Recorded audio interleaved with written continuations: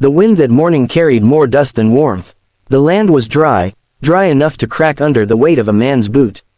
Jacob Reed, owner of the last standing ranch between Silver Rock and the Indian Ridge, wiped his brow and watched the horizon shimmer in the heat. The cattle were restless. Water was running low again. He had fought droughts, bandits, and loneliness for years, but he'd never seen eyes like hers before that day.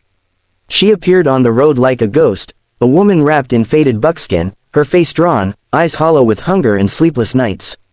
2 small children clung to her sides. One boy, no older than 6, barefoot and silent, the other, a girl, her hair tangled but her spirit still defiant. When they reached the fence line, Jacob noticed the woman's steps faltering.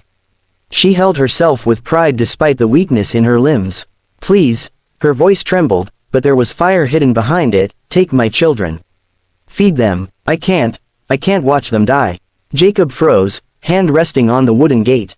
He had heard stories of desperate families coming from the Apache lands, pushed away by hunger, war, and broken treaties.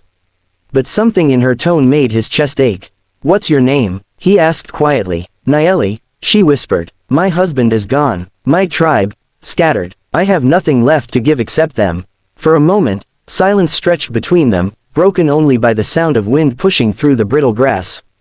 Jacob looked at the children again, their sunburned skin, thin arms, and eyes filled with the same pain he had once seen in his own reflection after losing everything years ago. He wanted to say no.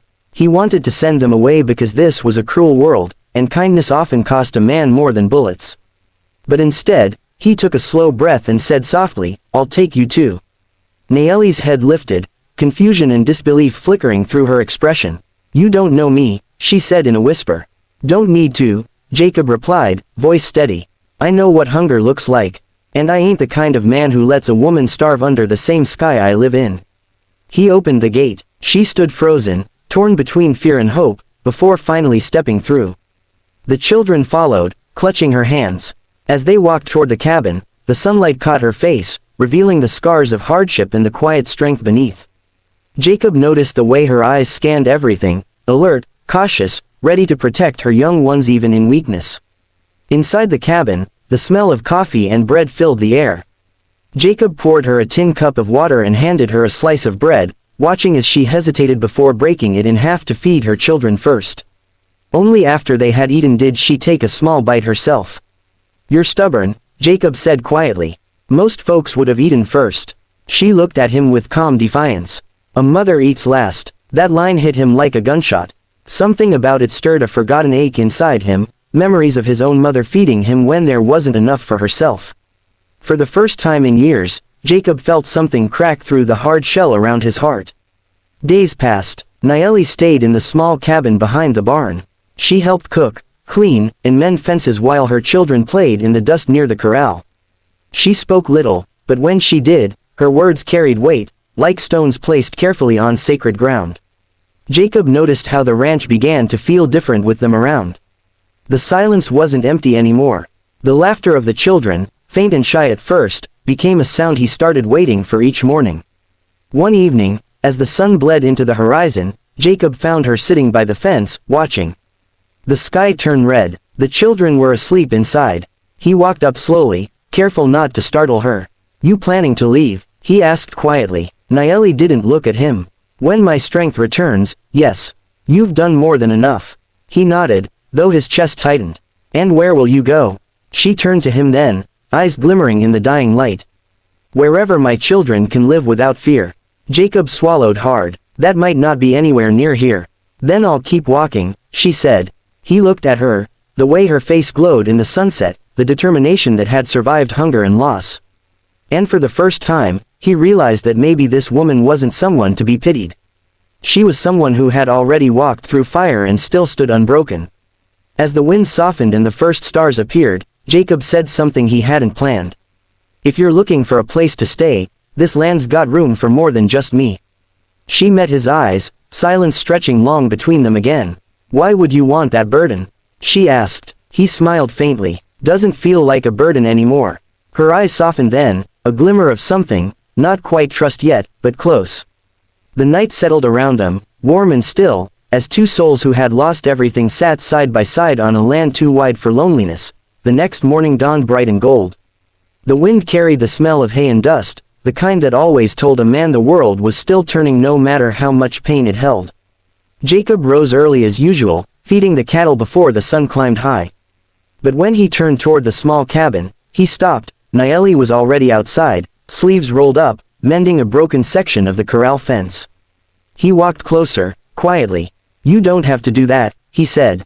She looked up, her dark eyes calm but firm. "If I stay here, I will work.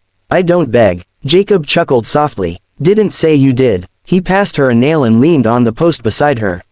"Most people come here to take. You're the first who wants to build." Nayeli said nothing, but her lips curved slightly, the first real smile he had seen. It was faint, fleeting, but it stayed with him all day like a song he couldn't forget. As the days turned to weeks, life on the ranch found a strange rhythm. The children began to laugh again. The boy, Tomas, started following Jacob around the barn, asking about horses and tools. The little girl, Anoki, loved helping Nayeli in the garden. And Jacob, once used to silence, now found himself listening for their voices. But in towns like Silver Rock, news traveled fast, and kindness was always mistaken for weakness.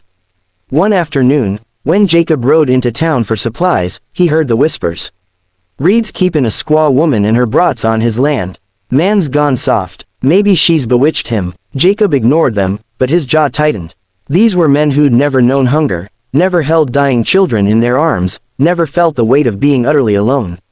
They didn't understand mercy because they'd never needed it. When he got back to the ranch, the sun was low, and the sky burned with orange fire. Nayeli was waiting near the gate. She could read his face before he spoke. "They've spoken, haven't they?" she asked quietly. He sighed. "Doesn't matter what they say. It matters to you," she said. "You're a man among men." Their words cut. Jacob looked at her, the woman who had nothing, yet carried herself like royalty. "Let them talk. I ain't explaining my heart to men who don't have one." She blinked, startled by the softness in his tone. Then, for the first time, she stepped closer. "You are a good man, Jacob Reed. But goodness here is dangerous." He smiled faintly. "So is love." For a long moment, neither spoke. The air between them felt heavier than the desert wind, warmer than the sun that fell over the ranch. And though no words were said, something passed between them, something fragile but real.